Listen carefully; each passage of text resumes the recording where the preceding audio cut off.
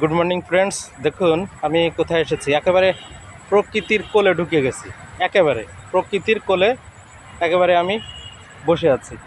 দেখুন কীরকম সবুজ আর সবুজ চারিদিকে, দেখেছেন?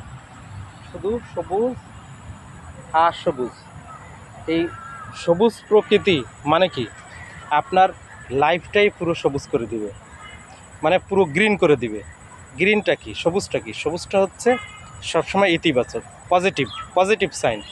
তো সবসময় আপনারা এই কাজকর্মের ফাঁকে একবার হলেও দিনে, সকালে হোক বিকালে হোক, আপনি যদি অভ্যাস করতে পারেন, একবার অন্তত প্রকৃতির কোলে থাকবেন, সময় কাটাবেন, প্রকৃতিকে মনের কথা খুলে বলবেন, তাহলে দেখবেন আপনার জীবনের সমস্ত দুঃখ কষ্ট প্রকৃতি আপনার সাথেই ভাগাভাগি করে নেবে। আপনি অনেক শান্তিতে, অনেক সুখে থাকতে পারবেন। শুধু টাকা পয়সা বাড়ি গাড়ি এর পিছনে না ছুটে সবসময় খেয়াল করবেন যে কে আপনাকে বেশি ভালোবাসে। সব থেকে আপনি যদি মনে করেন আপনার মা বাবা ভাই বোন এরাই হচ্ছে আত্মীয় স্বজন, এরাই আপনাকে শুধু ভালোবাসবে, না। আপনার সব থেকে আপনজন যে সবসময় আপনার সাথে থাকবে, জন্ম থেকে একবারে মৃত্যু পর্যন্ত, মৃত্যু হলেও আপনি প্রকৃতির সাথে মিশে যাবেন।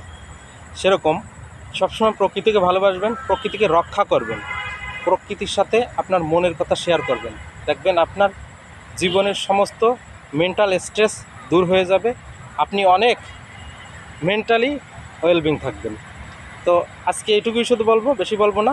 দেখুন এটা হচ্ছে রমনা পার্ক। এই যে সকালবেলার একটা ভিউ, কি সুন্দর ঘাস, সবুজ ঘাস। এখানে যদি আপনি খালি পায়ে হাঁটেন, খালি পায়ে হাঁটার কী উপকারিতা জানেন? ঘাসের উপরে জানেন না।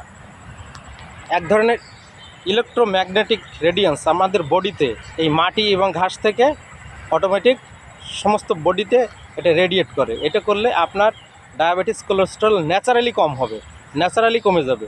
এটা সায়েন্টিস্টরাও প্রুভ করেছেন। তো আপনারা সময় পেলে এই যে মর্নিং ওয়াকের পাশাপাশি অবশ্যই এই সবুজ ঘাসে হাঁটবেন। এই যে দেখুন আমি এখন এই যে সবুজ ঘাসে হাঁটছি, দেখছেন? খালি পা, এই যে দেখেছেন খালি পা।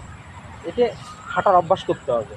এটা অভ্যাস করবেন, দেখবেন আপনার রোগ নিয়ন্ত্রণে আপনার ওষুধ কতটুকু কাজ করবে, তার থেকে 1000 গুণ কাজ করবে আপনার এই অভ্যাসগুলো। তাই বলি যে প্রকৃতিকে ভালোবাসুন, প্রকৃতির কোলে সময় দিন, প্রকৃতিকে রক্ষা করুন, আপনিও সেফ থাকবেন, সুখে থাকবেন, শান্তিতে থাকবেন। আজকের মতো বিদায় নিচ্ছি। রমনা পার্ক, ঢাকা।